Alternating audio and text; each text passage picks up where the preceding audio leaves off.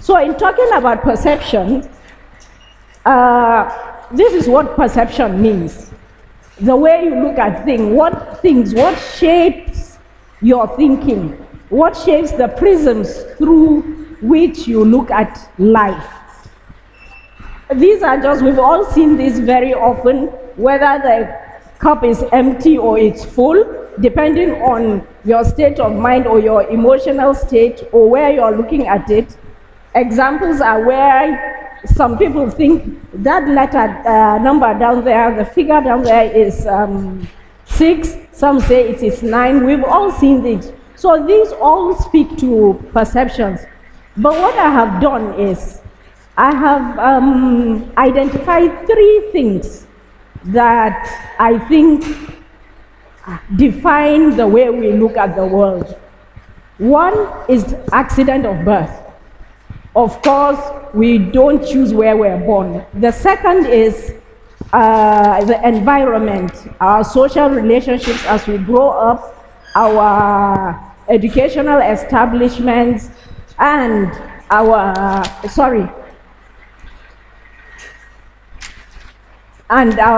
friendships.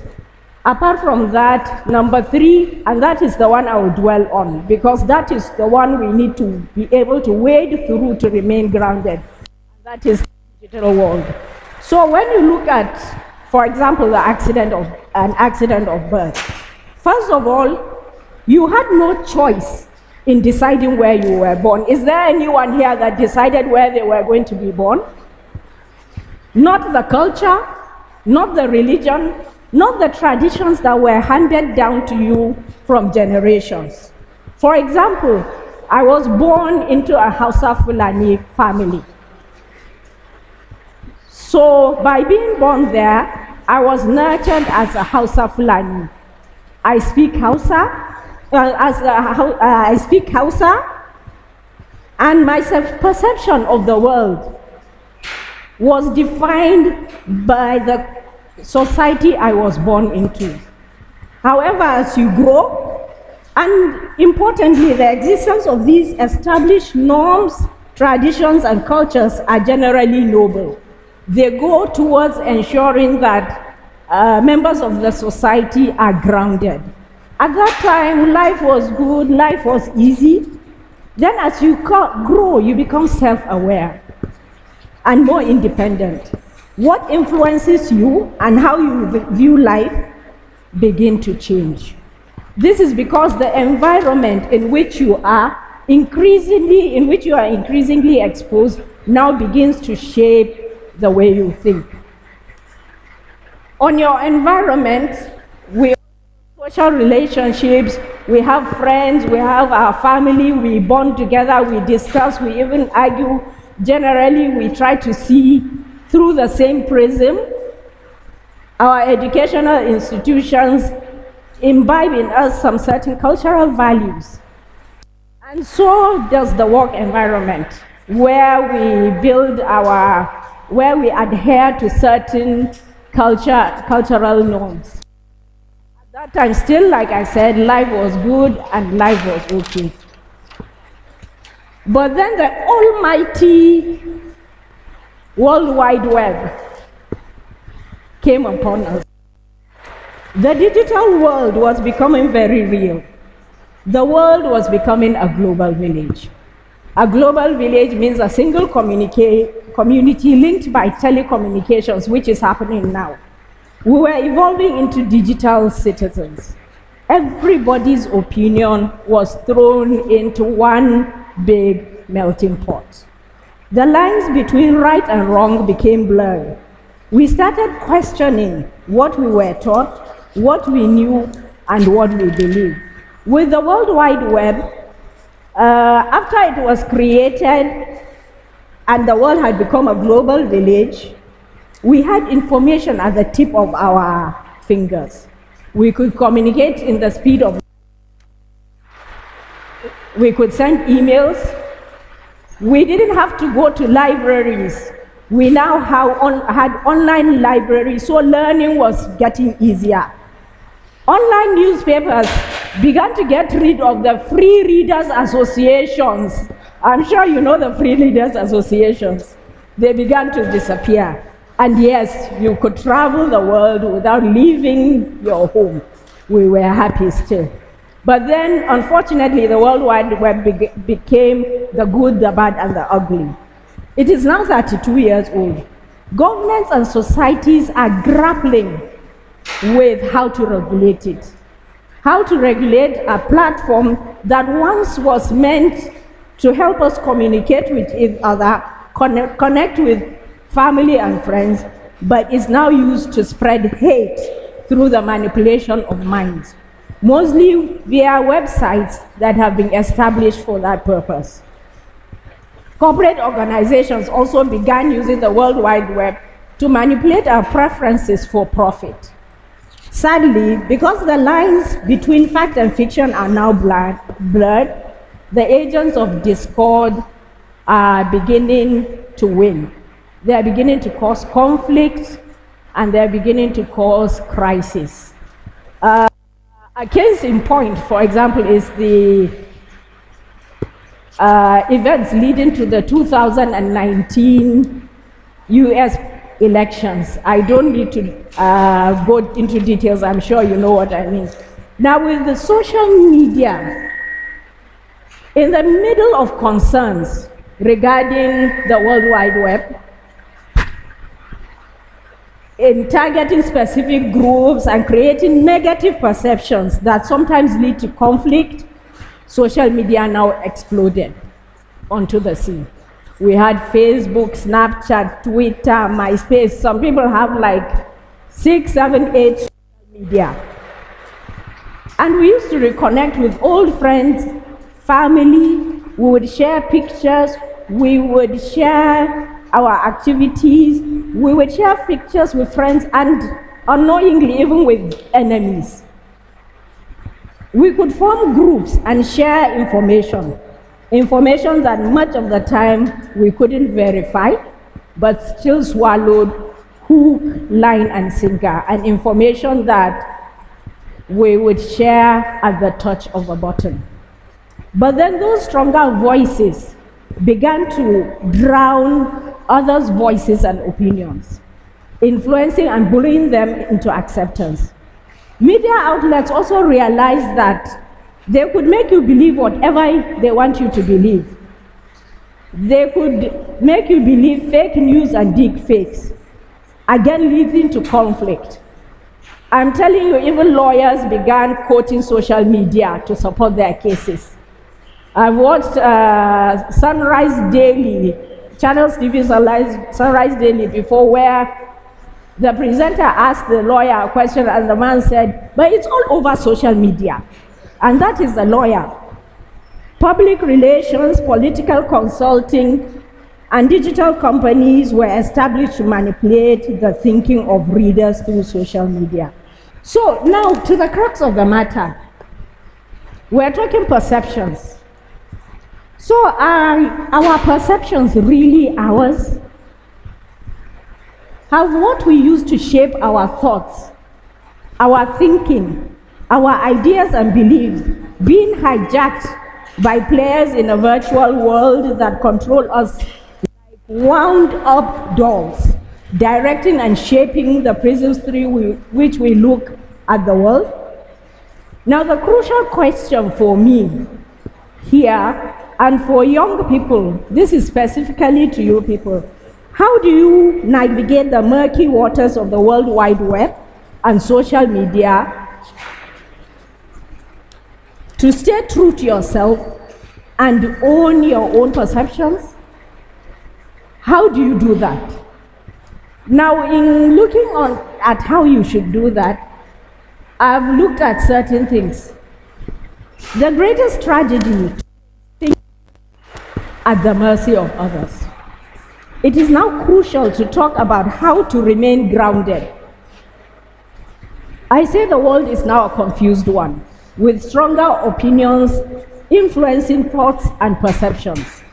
A place where even the most educated and enlightened intellectuals, apologies to our academicians here, often believe fake news and deep fakes in a heartbeat without asking questions or fact-checking.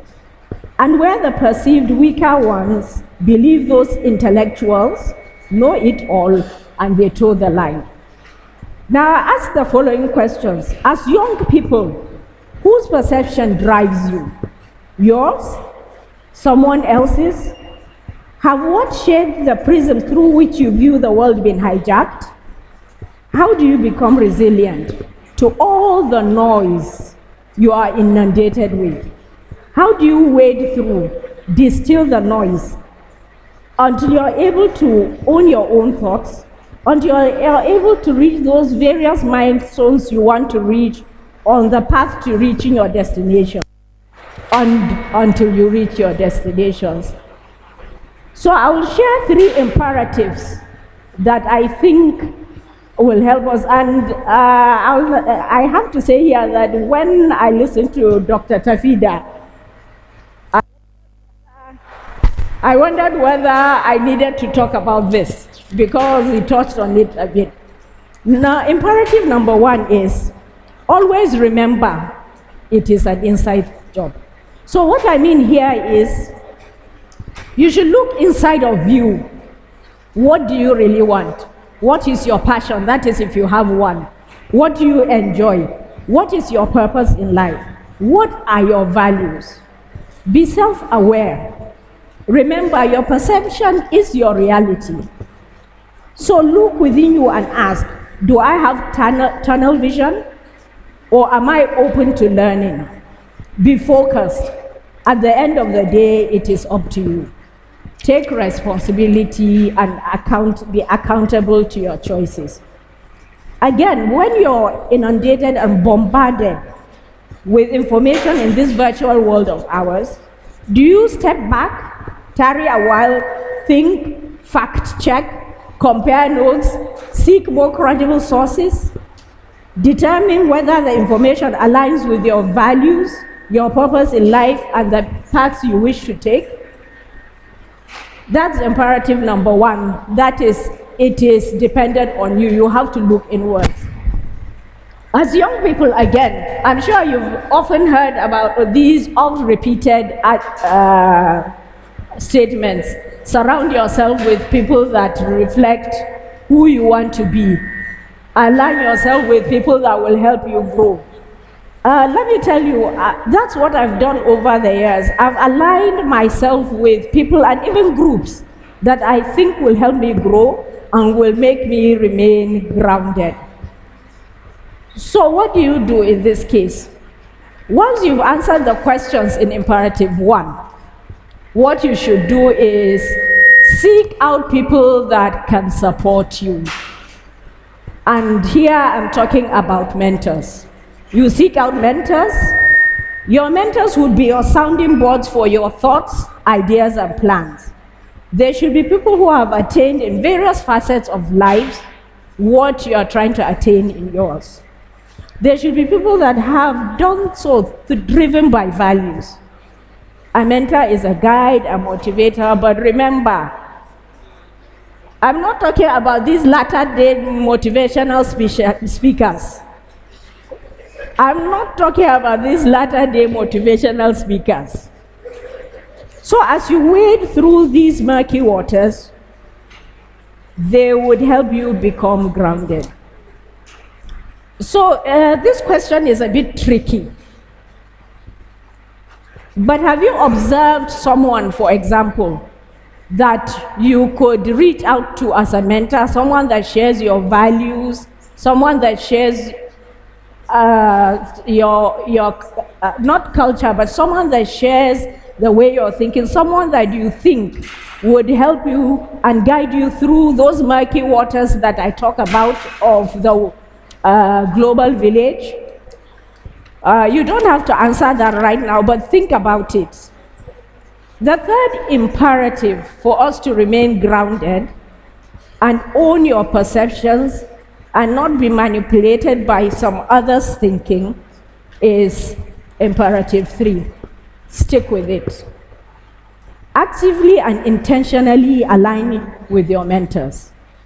Yes, when you identify potential mentors, you can actually ask them to serve as your mentors. Number 2, stick with it still. Respect your mentor's time by agreeing on agenda, number of sessions, things like that, but stick with it.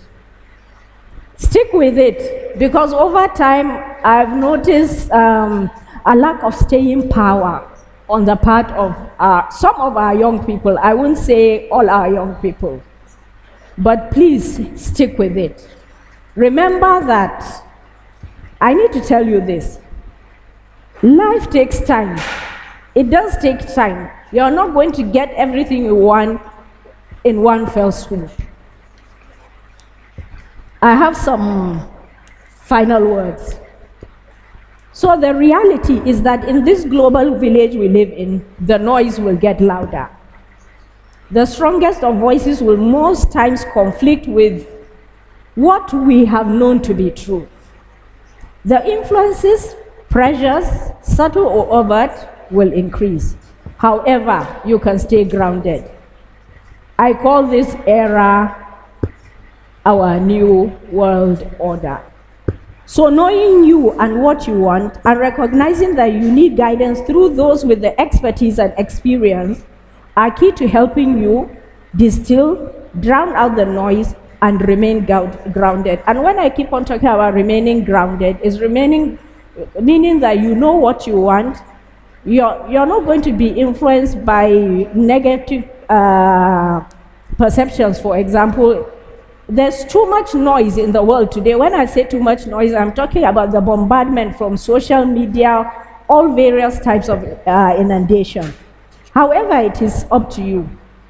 So I intend this talk to also be a reality check.